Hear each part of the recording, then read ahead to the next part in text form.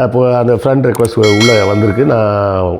அதெல்லாம் நான் பார்க்குறதே கிடையாது. தெரிஞ்சவங்களாக இருந்தால் மட்டும்தான் ஃப்ரெண்டை அக்செப்ட் பண்ணுவோம், மற்றதெல்லாம் எதுவுமே பண்ண மாட்டேன். அப்புறம் அதை போய் ஓகே கொடுத்தேன். ஓகே கொடுத்த கொஞ்ச நேரத்தில் சேட்டில் ஆள் வந்துருச்சு. என் பேர் இது மீனாட்சி, நான் பெங்களூரில் ஒர்க் பண்ணுறேன், சாஃப்ட்வேரில் இருக்கேன், நான் மதுரை சொந்த ஊர், அது இதுன்னு கதை விட்டுட்டு அப்படி பேசிகிட்டே இருக்கும்போது வாட்ஸ்அப்பில் பேசலாமா அப்படி. சரி அப்படி, இதுதான் என் நம்பர், கூப்பிடுங்க அப்படின்னு. சரி, அதாவது யோசிச்சு பாருங்கள், ஒரு 50-55 வயசுக்கிட்ட இருக்கக்கூடிய ஒரு ஆண்கிட்ட ஒரு 30 வயசு பொண்ணு வாட்ஸ்அப்பில் நம்பரை கொடுத்து வா நம்ம 2 பேரும் சேட் பண்ணலாம் அப்படின்னு சொன்னால் எப்படி இருக்கும்? ஈஸி ப்ரே, உடனே விழுந்துருவாங்க.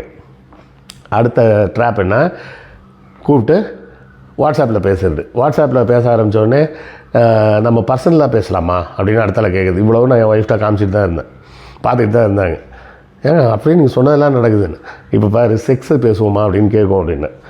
சாயங்காலம் ஒரு 7 மணிக்கு மேலே ஃப்ரீயாக இருப்பீங்களா, பேசுவோமா அப்படின்னு ஒரு மெசேஜ் வந்தது. சரி பேசு, கூப்பிடு அப்படின்னு விட்டேன். ஒரு 7:30 மணி போல் திரும்ப வந்தது. வந்தோடனே